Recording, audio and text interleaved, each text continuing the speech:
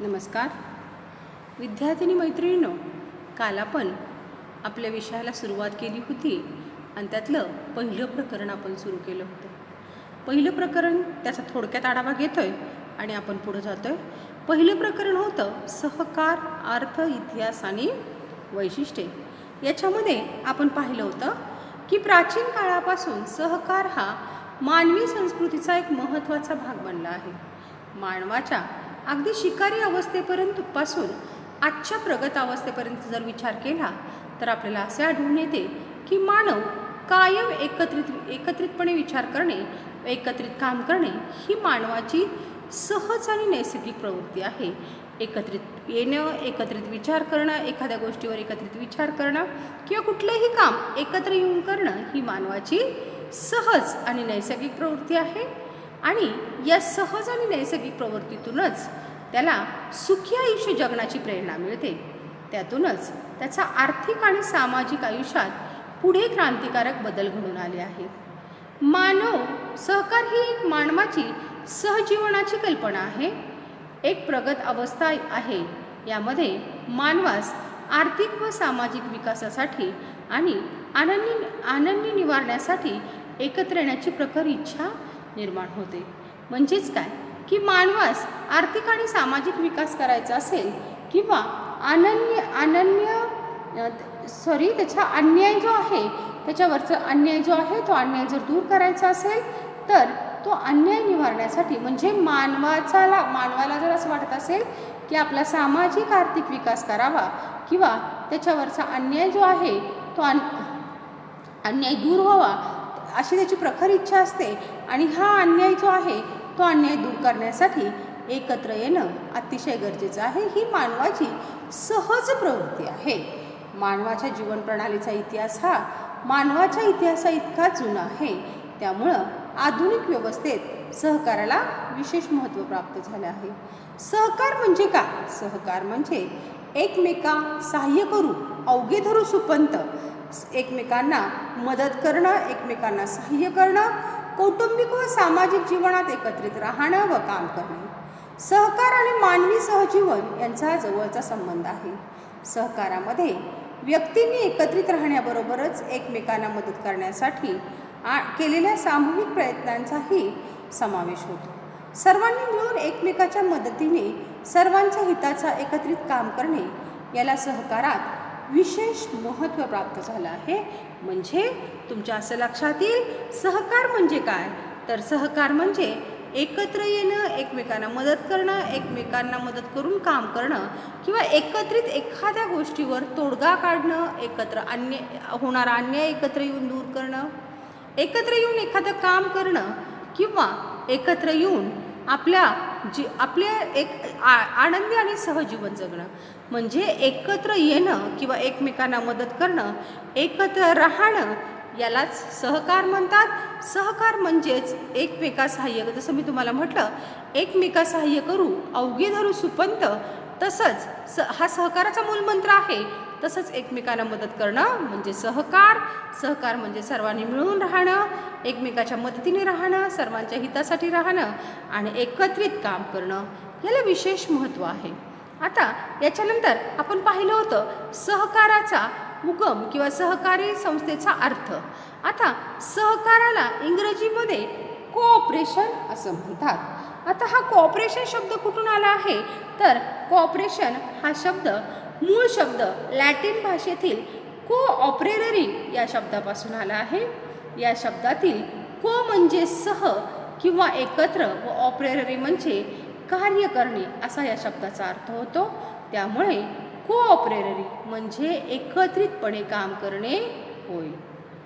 कोणतेही काम एकत्रितपणे करायचे असल्यास त्यासाठी इतर व्यक्तींची मदत घेणे आवश्यक असते. लोकांना स्वतःच्या ज्या गरजा वैयक्तिकरित्या पूर्ण करता येत नाहीत अशा गरजा एकमेकाच्या साहाय्याने पूर्ण केल्या जातात. सहकार म्हणजे समाजातील आर्थिकदृष्ट्या दुर्बल व्यक्तींनी एकत्र येऊन एकमेकांच्या मदतीने आपल्या विविध गरजा पूर्ण करण्यासाठी स्थापन केलेली संघटना होय. पुन्हा एकदा आपण बघतोय बघा सहकार म्हणजे काय? त्याचा अर्थ बघतोय. मी तुम्हाला कालही सांगितले, आज पुन्हा सांगते सहकाराचा अर्थ. सहकाराला इंग्रजीमध्ये कोऑपरेशन असं म्हणतात. कोऑपरेशन हा शब्द कुठून आलेला आहे? तर कोऑपरेशन हा शब्द, मूळ शब्द लॅटिन भाषेतील कोऑपरेरी या शब्दापासून आलेला आहे. या शब्दातील को म्हणजे सह किंवा एकत्र, को म्हणजे सह किंवा एकत्र व ऑपरेटरी म्हणजे कार्य करणं या शब्दाचा अर्थ होतो. त्यामुळे कोऑपरेशन म्हणजे एकत्रित काम करणे होय. कोणतेही काम एकत्रितपणे करायचे असल्यास त्यासाठी इतर व्यक्तींची मदत घेणे आवश्यक असते.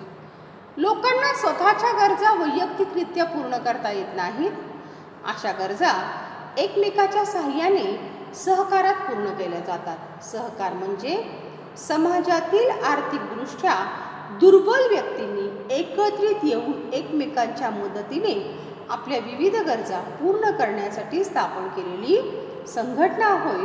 म्हणजेच काय की समाजातील आर्थिकदृष्ट्या दुर्बल व्यक्ती आहेत, ज्यांना असं वाटतंय की आपला आर्थिक विकास व्हावा, अशा दुर्बल व्यक्तींनी आपल्या आर्थिक हितसंवर्धनासाठी एकमेकांच्या मदतीने आपल्या विविध गरजा पूर्ण करण्यासाठी स्थापन केलेली संघटना म्हणजे सहकारी संस्था होय. आता हे पाहिल्यानंतर आपण व्याख्या पाहिल्या होत्या. त्याच्यामध्ये पहिली व्याख्या वेगवेगळ्या विचारवंतांनी सहकारी संस्थेच्या वेगवेगळ्या व्याख्या मांडलेल्या आहेत. इथे तुम्हाला स्क्रीनवरची व्याख्या दिसतीये, ती व्याख्या एच कॉल्बर्ट यांनी केलेली आहे. एच कॉल्बर्ट यांचं म्हणणं असं आहे की मानवी भूमिकेतून व्यक्तींनी स्वइच्छेने एकत्र येऊन आपल्या आर्थिक हिताच्या वृद्धीसाठी समानतेच्या तत्वावर स्थापन केलेली संघटना म्हणजे सहकारी संस्था होय. पुन्हा एकदा बघा, एच कॉल्बर्ट यांचं म्हणणं आहे मानवी भूमिकेतून व्यक्तींनी म्हणजे मानवी भूमिकेतून व्यक्तींनी एकत्र यायचे. एकत्र येताना तो व्यक्ती जो एकत्र येणार आहे तो स्वइच्छेने म्हणजे स्वतःच्या इच्छेने एकत्र येणार आहे. आणि कशासाठी एकत्र येणार आहे? त्याच्या आर्थिक हिताच्या वृद्धीसाठी, आर्थिक हिताच्या संवर्धनासाठी. कशाच्या भूमिकेतून? समानतेच्या, जात, धर्म, वंश, लिंग, पंथ कुठलाही भेदभाव नाही, सर्वजण समान या तत्वावर एकत्र येऊन स्थापन केलेले संघटन म्हणजे सहकारी संस्था होय. ही व्याख्या जी आहे, ही व्याख्या एच कॉल्बर्ट यांनी केलेली आहे. एच कॉल्बर्ट यांचं म्हणणं असं आहे की मानवी भूमिकेतून व्यक्तींनी स्वइच्छेने एकत्र यायचे. आणि एकत्र कशासाठी यायचे? तर स्वतःच्या आर्थिक हिताचं संवर्धन करण्यासाठी एकत्र यायचे. आणि ते एकत्र येत असताना कसं यायचे? समानतेच्या भूमिकेतून एकत्र येऊन स्थापन केलेले संघटन म्हणजे सहकारी संस्था होय. त्यानंतर दुसरी व्याख्या जी आहे ती म्हणजे अशा अनेक विचारवंतांनी व्याख्या केलेल्या आहेत. वैकुंठलाल मेहता समिती हे भारतीय सहकारी चळवळीचे प्रणेते होते. त्यांचं म्हणणं असं आहे की समान गरजा असलेल्या व्यक्तींनी एकत्र यायचं. समान गरजा म्हणजे शेतीची उत्पादकता वाढवण्यासाठी शेतकऱ्यांनी एकत्र येणं, घराची गरज असणाऱ्या लोकांनी गृहनिर्माण सहकारी संस्थेसाठी एकत्र येणं. म्हणजे ज्या व्यक्ती एकत्र येतात त्या व्यक्तीची गरज ही समान असली पाहिजे. अशा समान गरज असलेल्या व्यक्तींनी एकत्र यायचे. आणि कशासाठी एकत्र यायचे? आर्थिक उद्दिष्टांच्या पूर्ततेसाठी, त्यांच्या आर्थिक हितसंवर्धनासाठी एकत्र यायचे. आणि एकत्र येत असताना कसं यायचे? ते एकत्र येत असताना ते समान आर्थिक हिताच्या उद्दिष्टांच्या पूर्ततेसाठी स्वइच्छेने एकत्र येऊन स्थापन केलेले संघटन म्हणजे सहकारी संस्था होय. महाराष्ट्र सहकारी संस्था कायदा 1912 नुसार सहकारी संस्थेची व्याख्या केलेली आहे.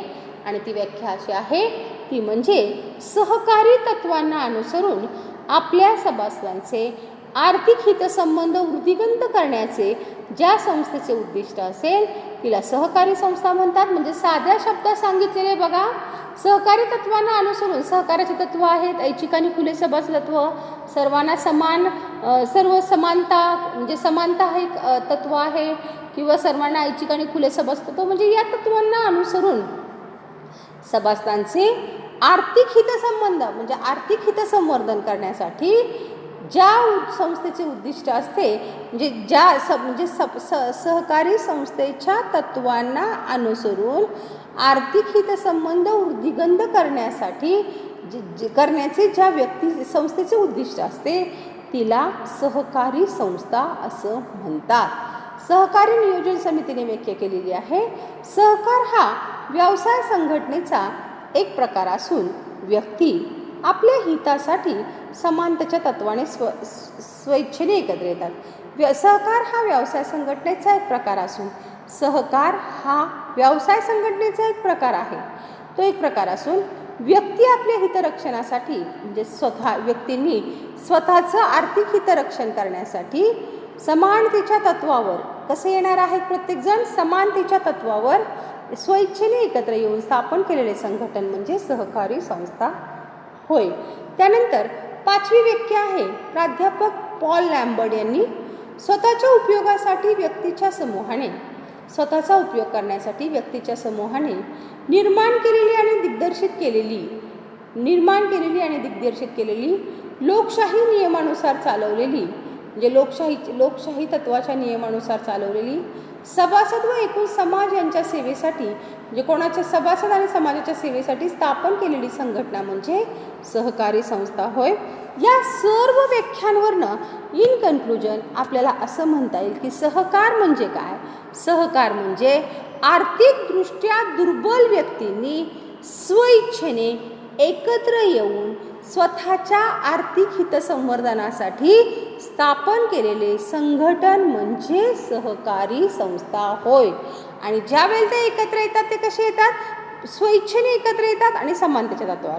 म्हणजेच आपल्याला काय म्हणता येईल की आर्थिकदृष्ट्या दुर्बल व्यक्तींनी स्वइच्छेने समानतेच्या तत्वावर स्वतःचं आर्थिक हितसंवर्धन करण्याच्या उद्देशाने एकत्रित येऊन स्थापन केलेले संघटन म्हणजे सहकारी संस्था.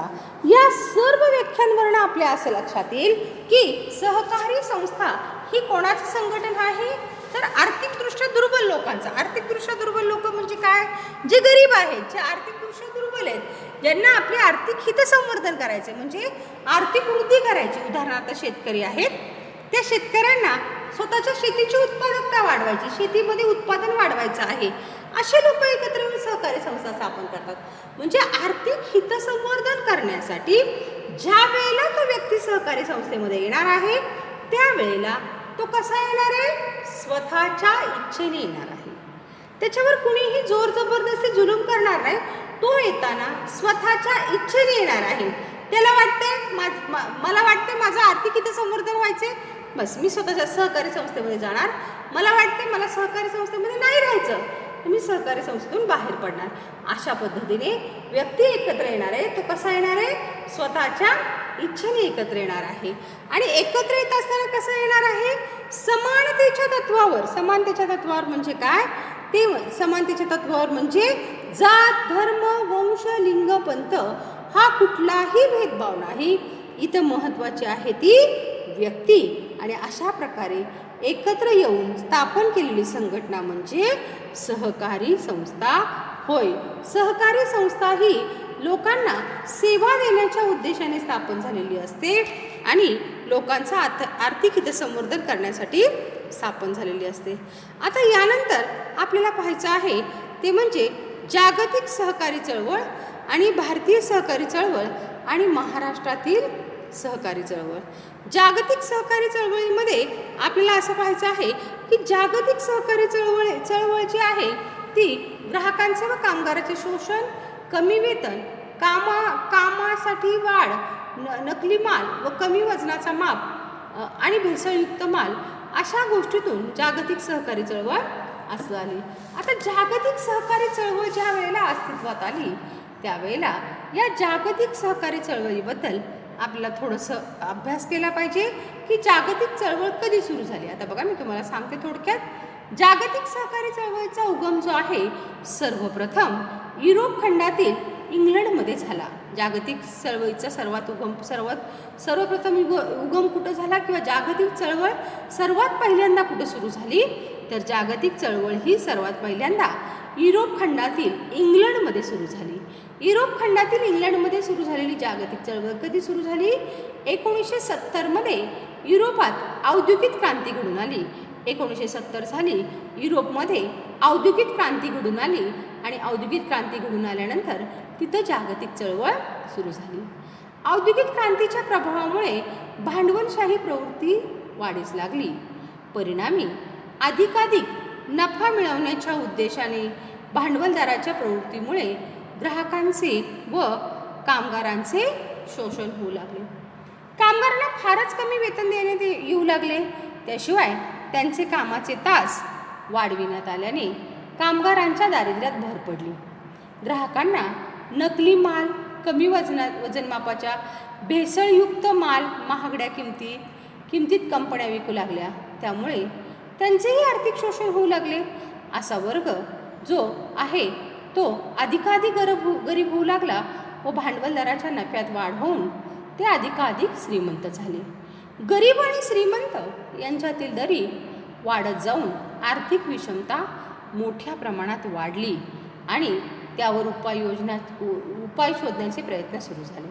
म्हणजे आपल्या असं लक्षात येईल की जागतिक सहकारी चळवळ जी आहे ती पहिल्यांदा युरोप खंडातील इंग्लंडमध्ये कधी सुरू झाली तर 1760मध्ये युरोप खंडात औद्योगिक क्रांती घडून आली आणि त्या औद्योगिक क्रांतीमुळे भांडवलशाही प्रवृत्ती वाढीस लागली.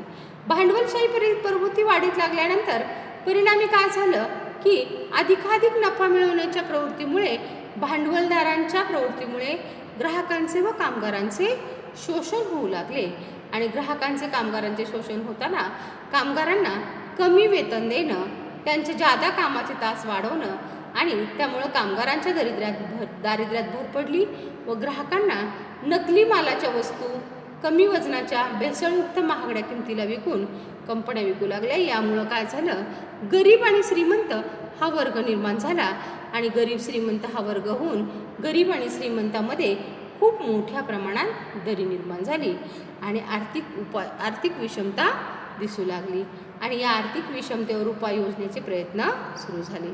ठीक आहे, आज आपण इथे थांबतोय. उद्याच्या भागामध्ये उद्याच्या तासाला आपण जागतिक सहकारी चळवळ इथपासून पाहणार आहोत. धन्यवाद.